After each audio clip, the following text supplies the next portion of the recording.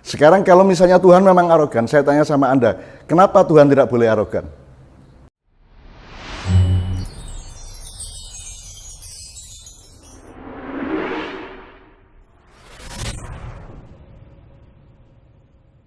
Sebelum saya menanggapi masuk ke dalam tema yang lahir dari ucapan Islam itu arogan dari seseorang, kita harus memakai dua prinsip. Yang pertama, menurut saya ini tepat yang dikatakan Sayyidina Ali, undur makola walatandur mangkola. Pokoknya apa perkataannya, tidak peduli apa dia jadi Abu Janda, Abu Duda, Abu Bakar, Abu Lahab, Abu Rokok, segala macam, itu tidak penting. Yang penting adalah perkataannya itu menjadi fokus kita. Itu satu ya. Nomor dua, di dalam menghadapi perkataan itu, yang saya tidak peduli dari siapa, ya, yang penting perkataannya bagaimana. Itu saya juga diikat oleh Tuhan. Tuhan mengatakan, janganlah kebencianmu kepada seseorang menjadikanmu berbuat tidak adil.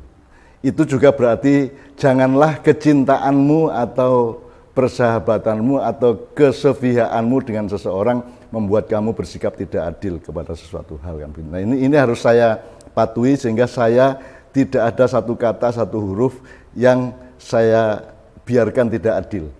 Jadi ini siapapun yang ngomong saya tidak peduli, dan saya tidak akan mendasarkan apa yang saya omongkan berdasarkan saya suka atau tidak suka, benci atau tidak benci, gitu ya. Itu yang pertama. Nah, nomor dua, soal Islam itu arogan, agama yang arogan, gitu ya. Ya. Jadi kalau gitu kita mundur aja beberapa langkah.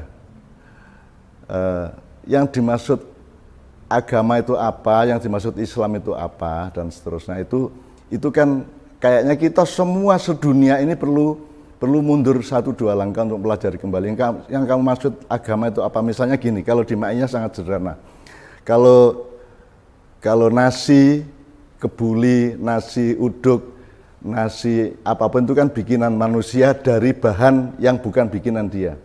Jadi nasi dari beras, beras dari padi. Nah, kalau beras masih ada partisipasi manusia, jadi padi digiling, ditutu menjadi beras, terus berasnya dimasak jadi nasi bermacam-macam. Tetapi yang kita lupa selama sekian abad dalam peradaban manusia itu adalah bahwa padi itu bukan bikinan manusia. Nah, padi itu bikinan Tuhan. Nah, terserah, menurut Anda bukan bikinan Tuhan atau bikinan siapapun, terserah, tapi pokoknya bukan bikinan manusia. Nah, sekarang saya tanya, yang dimaksud agama itu padi apa nasi? Kan gitu. Itu jadi kalau kita balik, padi apa nasi? Kalau dia nasi berarti sasaran tuduhan arogan tadi kan ke manusia. Tapi kalau itu yang dimaksud kalimat tadi adalah padi, berarti sasarannya adalah Tuhan, kan gitu. Nah, ini terserah, monggo. Kemudian arogan itu bisa muncul atau bisa teraplikasi oleh apa? Apakah nilai bisa arogan? Ataukah arogan itu harus sebuah makhluk, harus sebuah subjek, misalnya manusia arogan. Bahkan binatang saja tidak bisa arogan. Tidak mungkin binatang itu arogan karena dia tidak punya konsep itu dan tidak ada sebab akibat biologis atau mekanisme akal yang membuat seekor binatang itu bisa bersikap rendah hati atau arogan. Jadi tidak berlaku kata arogan itu untuk selain manusia. Maka kalau Islam itu arogan itu agak tidak masuk akal karena yang arogan mungkin Muslim bukan Islam, kan gitu. Nah, yang dimaksud ini apa? Muslimnya apa? Kalau Islamnya ya Islam bikinan Tuhan sama dengan padi tadi, ya berarti Tuhan yang arogan, kan gitu. Sekarang kalau misalnya Tuhan memang arogan, saya tanya sama Anda, kenapa Tuhan tidak boleh arogan? Kenapa Tuhan tidak boleh sombong? Apa alasannya? Apakah Tuhan terikat sama Anda sama saya? Apakah Tuhan terikat sama makhluknya? Apakah Tuhan harus adil, harus baik, harus sayang, harus cinta dan seterusnya? Tuhan tidak punya ikatan apa-apa karena Dia yang bikin. Anda sekarang bikin lukisan, Anda hapus lagi, tidak ada masalah, itu tidak berarti Anda sombong, kan begitu. Jadi Tuhan bikin makhluknya itu tidak terikat oleh kata adil, tidak terikat oleh kata cinta, tidak terikat oleh kata sombong, tidak terikat oleh apa-apa, karena Tuhan tidak mungkin sombong. Semau-mau dia karena Dia yang menciptakan, Dia yang merubah dari tidak ada menjadi ada. Jadi andaikan Tuhan arogan, namanya al-mutakabbir kalau dalam Asmaul Husna, ya tidak apa-apa. Memang posisi Tuhan itu boleh arogan kalau yang dimaksud itu. Tapi kalau dimaksud itu Islam, ya Islam tidak bisa arogan. Islam itu nilai, Islam itu sistem berpikir dan seterusnya, sistem sosial dan seterusnya. Jadi dia bukan subjek, dia adalah alat untuk dipakai atau tidak oleh manusia. Jadi yang bisa arogan manusianya. Nah, yang dimaksud arogan ini siapa? Habib, kiai, ustadz atau siapa? Itu harus diperjelas. Kalau Islamnya arogan ya lucu. Itu misalnya contoh arogannya tadi apa? Meremehkan kearifan lokal. Kita itu mudah banget ngomong ya, mengharamkan, jadi ada kata kunci haram, terus kearifan lokal, ada kata kunci arif. Satu yang Anda maksud kearifan lokal itu apa? Kearifan adalah sesuatu yang sudah diarifi, sesuatu yang sudah didalami, dipelajari, dianalisis, disimulasi, sehingga dia disebut kearifan yang wilayahnya lokal. Jadi misalnya ada orang Sunda berfilosofi begini, orang Jawa berfilosofi begitu, terus kita sebut kearifan lokal. Padahal lokal ini juga mencurigakan, karena yang disebut lokal apa? Lokal itu kan seolah-olah apa yang dilakukan orang Sunda tidak bisa dilakukan oleh orang Irlandia, padahal itu sebenarnya universal. Saya memahami, saya menemukan bahwa setiap kearifan lokal itu sebenarnya berlaku universal. Karena sebenarnya itu lahirnya dari manusianya, dari otentitas dia sebagai manusia, tidak dari budayanya. Gitu ya. Jadi kearifan lokal itu juga tolong dipelajari kembali lah. Kita jangan mudah ngomong, menyebut kata-kata yang kuncinya kita tidak tahu. Jadi kita itu ngomong buah tanpa memahami daunnya, kembangnya, bunganya, rantingnya, dahannya, batangnya, apalagi akarnya, apalagi tanahnya. Kita ngomong tanah aja dan ngomong bumi kok. Kalau Anda ngomong tanah kan mesti ngomong bumi. Nah kalau ngomong bumi Anda harus ngomong tata surya yang berdialektika secara energi dan seterusnya, ada daya tarik di antara mereka. Anda harus ngomong, kalau Anda ngomong tata surya, Anda harus ngomong galaksi. Kalau Anda ngomong galaksi berarti Anda harus menemukan 37 galaksi di alam semesta. Dan kalau ngomong alam, mungkin masih ada yang lebih besar lagi yang kita tidak tahu. Jadi sekarang ngomong kearifan lokal itu maksudmu bagaimana? Gitu loh. Terus kearifan itu maksudnya apa? Arif itu dari kata irfan, arafa ya'rifu. Jadi sesuatu yang diketahui secara mendalam, kemudian dianalisis, disimulasi, ditajribah atau dilibatkan dalam eksperimentasi atau percobaan-percobaan dialektis antar manusia, sehingga dia disebut kearifan, kan gitu. Bukan disebut kealiman.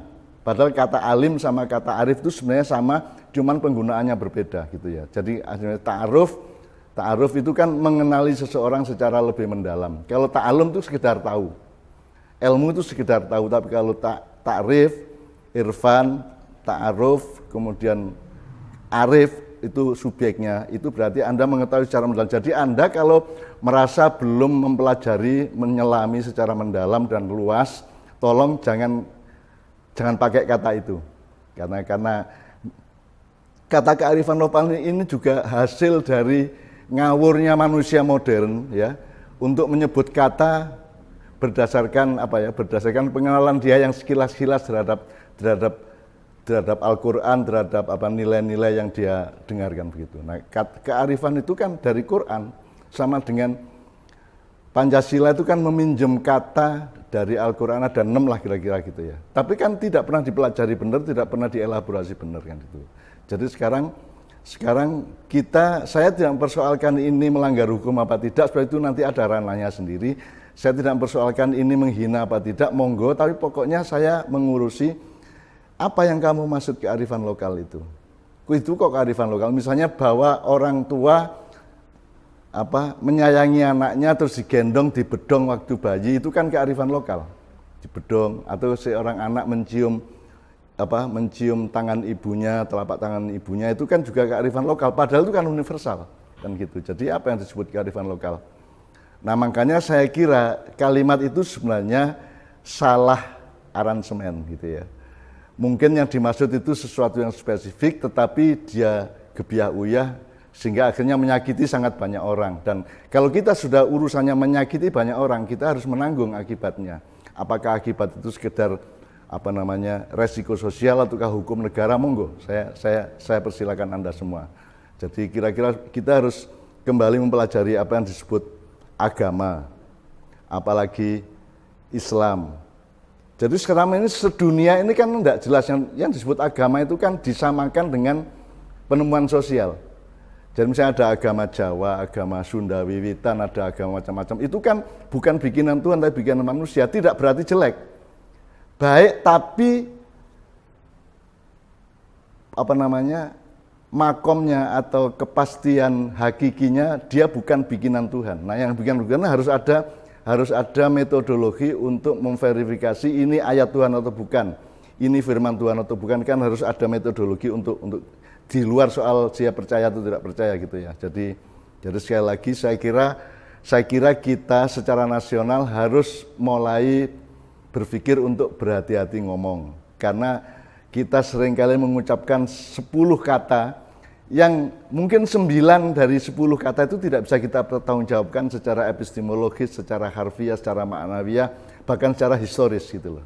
Jadi ini saya tidak mengecam siapa-siapa, tapi sekarang kita lebih hati-hati ngomong, lebih waspada, karena Anda ini sudah dikepung COVID. Itu saya kira pelajaran nomor 1 adalah kewaspadaan. Kewaspadaan itu dalam bahasa Arab namanya takwa, waspada. Takwa itu hanya bisa dilakukan kalau Anda zikir. Jadi kalau orang Jawa mengatakan eling lan waspodo, itu bahasa Islamnya adzikru wat taqwa. Jadi Anda itu ingat supaya waspada, dan untuk supaya waspada Anda harus ingat. Jadi ingat dan waspada itu adalah seperti bola yang bergulir, bukan sesuatu yang linear lurus ke depan, tapi itu selalu dinamis, berputar. Anda tidak bisa waspada kalau tidak ingat, Anda tidak bisa ingat kalau tidak waspada. Sedemikian rupalah. Mudah-mudahan semua yang terlibat dalam kasus atau dalam urusan miskomunikasi mengenai Islam agama arogan itu, mudah-mudahan bareng-bareng untuk dari dirinya masing-masing menjalankan secara dinamis sikap adzikru wat taqwa, eling lan waspodo, selalu ingatlah segala sesuatu supaya Anda waspada terhadap hal-hal di antara yang segala sesuatu itu. Dan kalau Anda juga tidak akan waspada kalau Anda tidak mengingatnya. Anda juga tidak bisa mengingat itu kalau Anda tidak punya kewaspadaan. Kan kewaspadaan bisa, apa yang harus diingat dan apa yang tidak perlu diingat kan juga kewaspadaan. Jadi kewaspadaan itu begitu rupa dinamisnya dan detailnya di dalam kehidupan manusia.